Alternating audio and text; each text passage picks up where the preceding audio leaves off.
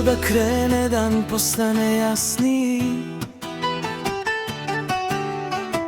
uz osmeh tvoj svet je nekako krasniji.